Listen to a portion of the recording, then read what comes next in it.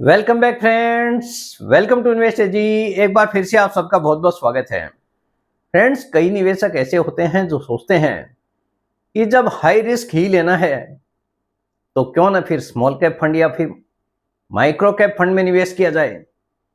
क्योंकि आप देखोगे तो लार्ज कैप में भी वही रिस्क है, मिड कैप में भी वही रिस्क है, या फिर मल्टी कैप फंड में निवेश करना हो, कहीं पे भी हम निवेश करेंगे तो हाई रिस्क कैटेगरी में ही आता है। और अगर माइक्रो कैप देखेंगे तो भी हाई रिस्क है, स्मॉल कैप देखेंगे तो भी हाई रिस्क है। अगर हाई रिस्क लेना है तो स्मॉल कैप फंड या फिर माइक्रो कैप फंड में निवेश करना क्या बुरा है, क्योंकि हमारे पास में समय है 10 साल, 15 साल, 20 साल का। जोखिम लेना है तो पूरा ही लेंगे ताकि लंबे समय में बड़ा पैसा एटलीस्ट बन के मिल सके। ऐसे ही निवेशकों के लिए आज का मेरा वीडियो है, जो कि मेरे पास में रिक्वेस्ट आया है कि स्मॉल कैप फंड या फिर माइक्रो कैप फंड में अगर निवेश किया जाए तो कैसा रहेगा। तो आज इसी से रिलेटेड पूरा डिटेल में वन बाय वन आपके साथ में शेयर करूंगा, जिससे हर किसी निवेशक को इसका फायदा हो सकेगा। सबसे पहले मेरा इंट्रोडक्शन, मेरा नाम है रविकांत शर्मा और मैं MP registered mutual fund distributor हूं। मेरा एमपी रजिस्ट्रेशन नंबर है ARN138523। Employ unique ID number दिया है EUINE234641। तो फ्रेंड्स, आप देख सकते हैं आज का जो मेरा मेन टॉपिक है, स्मॉल कैप माइक्रो कैप, कहां बनेगा 10 गुना पैसा। क्योंकि हर किसी का टारगेट है बड़ा पैसा बनाना है, चाहे इसके लिए कितना भी समय रुकना पड़े। कौन देगा ज्यादा रिटर्न, दोनों ही फंड में अगर हम निवेश करें, दोनों में से कौन सा फंड ज्यादा बेहतरीन है रिटर्न देने के मामले में। आज का जो टॉपिक है वो आपके सामने है, स्मॉल कैप फंड में निवेश करें या फिर करें माइक्रो कैप फंड में। कौन देगा ज्यादा रिटर्न, कहां है ज्यादा जोखिम, आपको रिस्क और रिवॉर्ड क्या क्या है, दोनों ही एक साथ में आपको देखने को मिलने वाला है। क्योंकि रिस्क अगर आपको पता होगा तभी आप रिवॉर्ड का फायदा उठा पाएंगे। सवाल यह है कि क्या micro cap fund small cap fund से बेहतर है, और आम निवेशक को किसमें पैसा लगाना चाहिए, हर किसी के दिमाग में ये आता है। कई बार ऐसा होता है कि आप लार्ज कैप में इन्वेस्टमेंट कर देते हैं, इंतजार करते हैं 10%, 12% रिटर्न के लिए, लेकिन बाजार की गिरावट के साथ में बहुत सारे ऐसे फंड हैं जहां पे रिटर्न बन नहीं पाता है। उसके बाद में एक निवेशक सोच में पड़ जाता है कि अगर इंतजार ही करना है तो फिर स्मॉल कैप फंड या माइक्रो कैप फंड क्या बुरा है, क्योंकि वहां पे भी इंतजार करना है और लार्ज कैप में भी इंतजार करना है। तो क्यों न मैं पूरी तरह से रिस्क लेके माइक्रो कैप फंड या स्मॉल कैप फंड में निवेश करूं, जिसके कारण लंबे समय में बड़ा पैसा बन के मिल सके। क्योंकि मुझे तो बड़ा पैसा बनाना है, अगर जोखिम लेना है तो पूरा ही जोखिम लेना है। जोखिम है तो समय का है, और समय मेरे पास में है। मैं 20 साल देखने वाला नहीं हूं, 20 साल तक मेरे पास में पेशेंस है। अगर आपके पास में 20 साल का पेशेंस है तो मेरा भी ये मानना है कि स्मॉल कैप फंड या फिर माइक्रो कैप फंड आपके लिए दोनों ही तरह से बेहतरीन रिटर्न बना के देने का दम रखते हैं। लेकिन ये निवेश केवल उसी के लिए है जो बाजार की गिरावट के साथ में घबराते नहीं हैं, यानी बाजार की गिरावट के साथ में अपना निवेश बढ़ाने की सोचते हैं या फिर लगातार निवेशित रहते हैं। अगर आपने एसआईपी चालू किया है तो उसको कंटिन्यू करने की जरूरत है। बाजार की गिरावट में आपको मौका समझना है और मौका समझ के आपको चौका मारने की जरूरत है। बाजार की गिरावट के साथ में आपको घबराना नहीं है, क्योंकि यहाँ पे बाजार जब भी तेज होगा तो तेजी भी बड़ी आती है, लेकिन बाजार की गिरावट के साथ में गिरावट भी जबरदस्त देखने को मिलती है। कई बार ऐसा देखा गया है 30, 40, 50% तक यहाँ पे गिरावट आ जाती है, लेकिन बाजार की तेजी के साथ में ये तेजी भी डबल तरीके से बढ़ती है। जहां पे 50% की गिरावट आती है, ना सिर्फ वो रिकवर हो जाता है, बल्कि उससे कहीं ज्यादा तेज गति से पैसा बनता हुआ भी दिखाई देता है। लेकिन बनता उसी का है जो बाजार में गिरावट के समय टिका रहता है। देखिए, पहला फर्क क्या है, कंपनियों का आकार, कंपनियों का साइज। आप कैसे डिफाइन करोगे कि स्मॉल कैप फंड क्या है और माइक्रो कैप क्या है, दोनों में क्या डिफरेंस है, आपके लिए जानना जरूरी है। जैसा कि आप जानते ही हैं कि टॉप 100 जो कंपनी होती है वो लार्ज कैप में काउंट होती है। उसके बाद की 150 कंपनियां जो कि मार्केट कैपिटल के हिसाब से है टॉप 100 कंपनीज लार्ज कैप। उसके बाद में 101 से लेके 250 तक मिड कैप, 250 कंपनियों से लेके यानी 251 से लेके 500 तक स्मॉल कैप में काउंट होती है। उसके बाद का नंबर आ जाता है 501 से लेके जो भी कंपनी आती है वो माइक्रो कैप में काउंट होती है। यानी इस तरह से आप कंपनियों के आकार को समझ सकते हैं।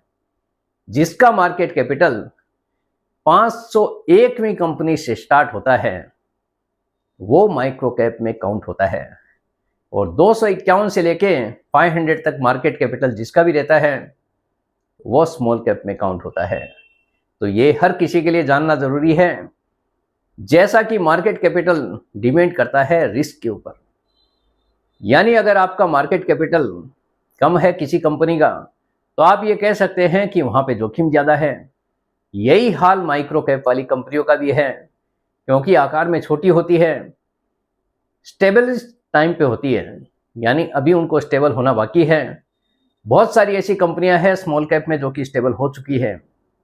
लेकिन माइक्रो कैप एक ऐसा कैपिटल है जहां पे नई नई कंपनियां आती है जो पूरी तरह से एस्टेब्लिश्ड नहीं होती है।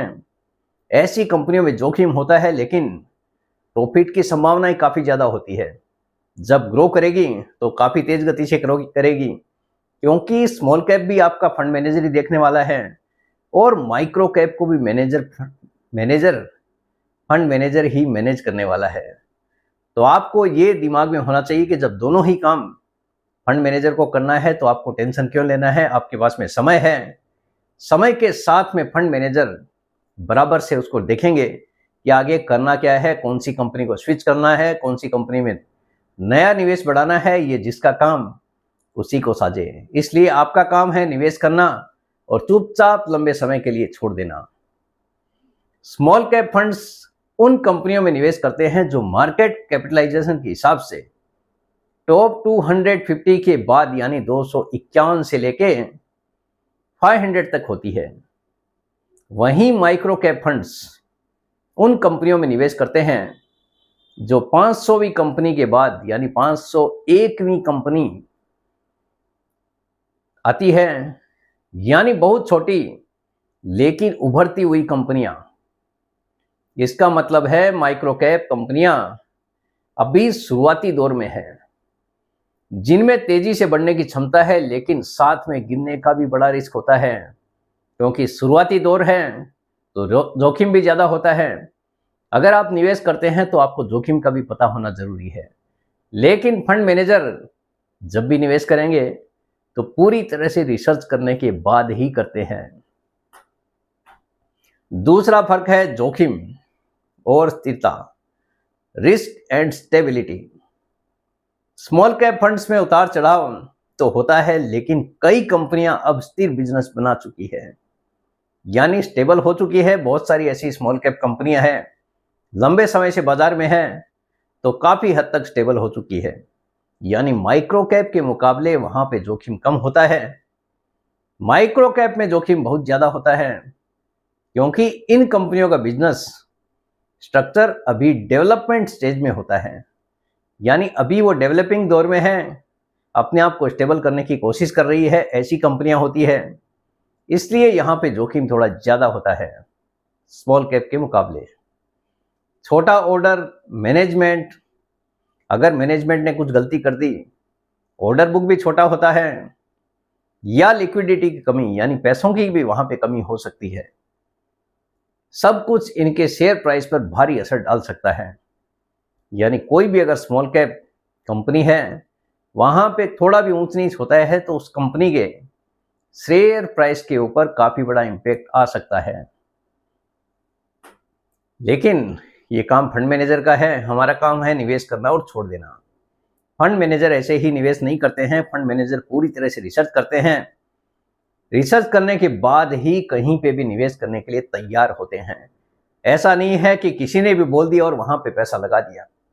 फंड मैनेजर के पास में पूरी एक टीम होती है जो कि पूरी तरह से रिसर्च करती है, कंपनी का विजिट भी करती है, मैनेजमेंट से मिलती है, यानी पूरी तरह से सेटिस्फेक्शन जब तक नहीं होता तब तक वहां पे कुछ भी पैसा लगाया नहीं जाता है। तीसरा फर्क देखिए, रिटर्न की संभावना, रिटर्न पोटेंशियल क्या है। माइक्रो कैप में रिटर्न सबसे ऊंचा हो सकता है, होगा और हो सकता है में फर्क है। लेकिन कंपनियां छोटी होती है, यहां पे लिक्विडिटी की कमी होती है। लेकिन जैसे जैसे कंपनी में स्टेबलिश होगी उसके बाद में यहां पे प्रॉफिट काफी दमदार भी हो सकता है, अगर सही समय और सही स्टॉक चुना गया। ये डिपेंड करता है फंड मैनेजर के ऊपर। अगर फंड मैनेजर ने सही सिलेक्शन कर लिया तो यहां पे काफी बड़ा प्रॉफिट बन सकता है, वो भी काफी तेज गति से। लेकिन यह high risk high return game है। हाई रिस्क भी है तो हाई रिटर्न भी है, गेम सारा उसी का है।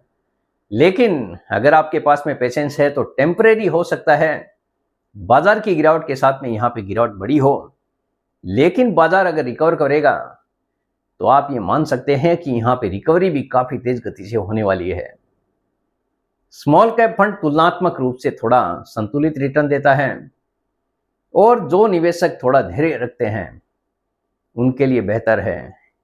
यानी जिस किसी को भी ज्यादा उतार चढ़ाव का डर लगता है उसके हिसाब से दोनों में ही स्मॉल कैप फंड में ज्यादा बेहतरीन माना गया है। लेकिन जो ज्यादा रिस्क लेके फटाफट पैसा बनाना चाहते हैं, लंबे समय तक निवेशित रह के, यानी तेज गति से जिस किसी को पैसा बनाना है लंबे समय में निवेशित रह के, उसके लिए माइक्रो कैप फंड ठीक है। और जिस किसी को भी रिस्क थोड़ा सा कम लेना है वो स्मॉल कैप फंड में निवेश कर सकता है। चौथा फर्क है निवेश की अवधि, यानी टाइम होरिजन कितना किसके पास है। सब कुछ डिपेंड करता है आपके पास में पेशेंस कितना है, आप कितने समय के लिए निवेश कर रहे हैं।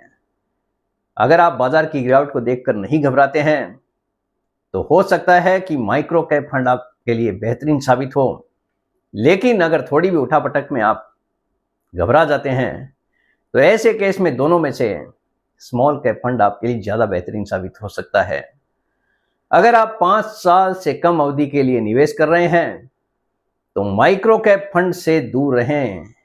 अगर आपका टारगेट 5 साल या उससे कम है तो आपको यहां पे निवेश करने से बचने की जरूरत है, यानी माइक्रो कैप फंड में निवेश करने से आपको बचने की जरूरत है।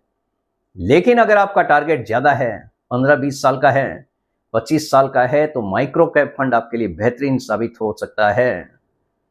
कम से कम 7 से लेकर 10 साल की अगर आप सोच रहे हैं, लेकिन मेरा मानना है आपका टारगेट 10 साल से भी ज्यादा होना जरूरी है। अगर आपके पास में 10 साल का पेशेंस है, 10 साल से ज्यादा का पेशेंस है, और 20-25 साल का अगर है तो फिर बात ही क्या है, कुछ सोचने की जरूरत नहीं है। तो माइक्रो कैप फंड में आप निवेश कर सकते हैं। स्मॉल कैप में भी 5 साल या उससे ज्यादा का नजरिया होना चाहिए, लेकिन मेरा मानना है कि यहां पे भी आपके पास में कम से कम 10 साल का पेशेंस जरूरी है, और माइक्रो कैप फंड में 10 साल से ज्यादा का पेशेंस जरूरी है। तो ये सारी चीजें आपको पहले ही निवेश करने से पहले तैयारी कर लेनी है कि आपके पास में कितना समय है और कितने समय के बाद में आपको बड़ा पैसे की जरूरत पड़ने वाली है। किसके लिए कौन सही है, कौन सा फंड किसके लिए सही है, निवेशक का प्रकार दिया गया है और सही विकल्प दिया गया है। मॉडरेट अगर रिस्क लेना है तो स्मॉल कैप फंड ठीक है। दोनों में से ये जो कंपैरिजन है केवल स्मॉल कैप फंड और माइक्रो कैप फंड का है। अगर थोड़ा रिस्क कम लेना है, मतलब माइक्रो कैप के मुकाबले मॉडरेट रिस्क आप कह सकते हैं स्मॉल कैप फंड में। हाई रिस्क लेने वाला, लॉन्ग टर्म दृष्टि वाला, जिस किसी के पास भी ज्यादा समय है और जो हाई रिस्क के साथ में निवेश करना चाहता है, उसके लिए माइक्रो कैप फंड सही है। नए निवेशक के लिए स्मॉल कैप फंड सही है, लेकिन जिस किसी को भी डर लगता है उसके लिए भी स्मॉल कैप फंड ठीक है, दोनों में से ही।